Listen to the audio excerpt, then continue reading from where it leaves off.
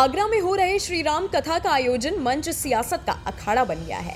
वहीं पद्म विभूषण स्वामी रामभद्राचार्य कथा का वाचन कर रहे हैं, लेकिन मुलायम सिंह यादव और कांशी राम पर संत रामभद्राचार्य के विवादित बयान पर उनके अनुयायियों में रोष फैल गया है।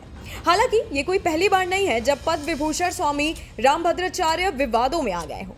इससे पहले उन्होंने बयान दिया था जिसमें कहा था कि अगर हिंदुस्तान में रहना है तो वंदे भारत कहना पड़ेगा। आपको बता दें कि पद्म विभूषण स्वामी रामभद्राचार्य बाबा बागेश्वर के गुरु हैं। सबसे पहले वो विवादों में आ गए थे जब उन्होंने बाबा बागेश्वर को बचाया था, उनके समर्थन में आकर खड़े हो गए थे। उसके बाद लगातार उनके दिए गए विवादित बयान, जैसे भारत में रहना है तो वंदे मातरम बोलना होगा। उसके बाद उन्होंने साईं बाबा पर भी टिप्पणी कर डाली थी। हालांकि अब उन्होंने कथा बीएसपी सपा गठबंधन के उस नारे यानी कि मिले मुलायम कांशी राम हवा में उड़ गए जय श्री राम के विरोध में नया नारा दिया है।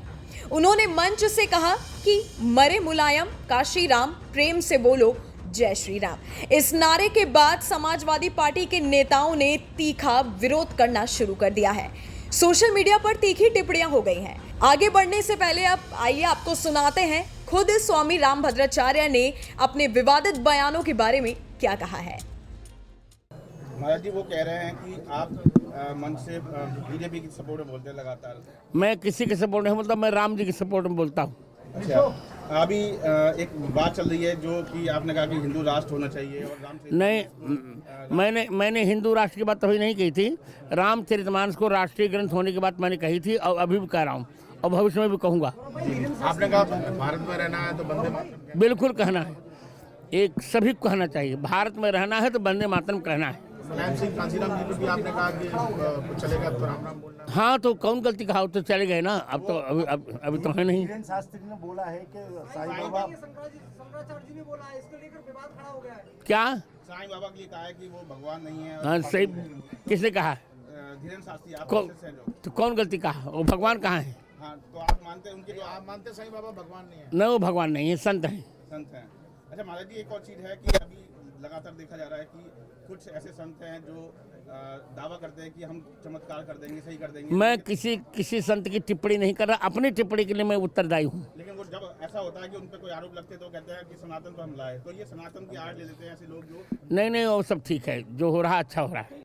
बता दें कि समाजवादी पार्टी के पूर्व जिला अध्यक्ष राम गोपाल बघेल का कहना है कि धार्मिक मंच पर महापुरुषों के लिए अभद्र भाषा का प्रयोग किया गया है।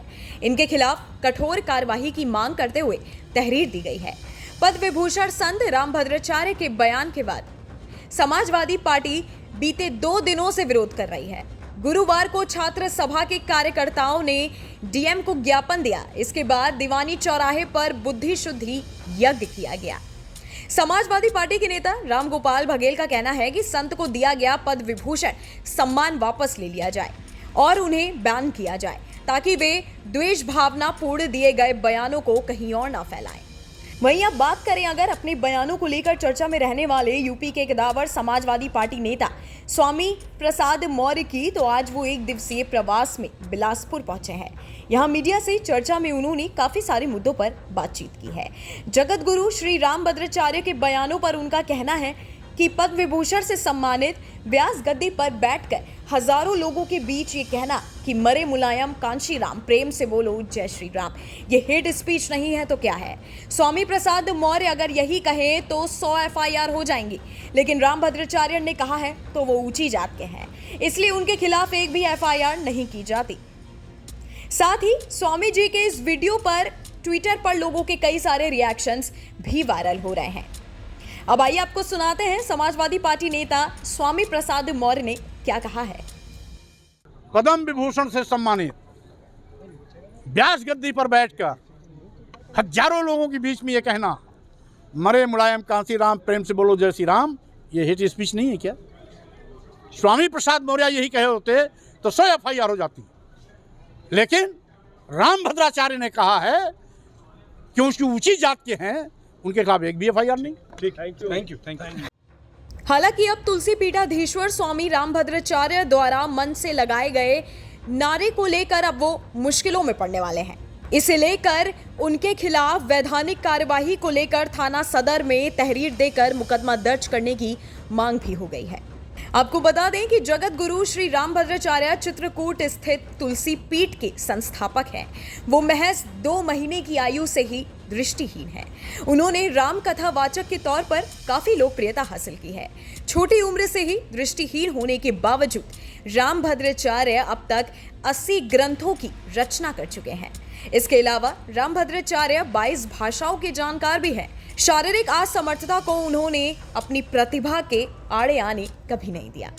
इस वीडियो में फिलहाल इतना ही। हमारे यूट्यूब चैनल न्यूज नेशन पर तमाम विषय पर खबर उपलब्ध है और भी लेटेस्ट जानकारी के लिए आप हमारी वेबसाइट newsnationtv.com पर विजिट कर सकते हैं। जाते जाते हमारी वीडियोस को लाइक करना और बेल आइकन को प्रेस करना मत भूलिएगा ताकि हर न्यूज अपडेट सबसे पहले आप तक पहुंचे।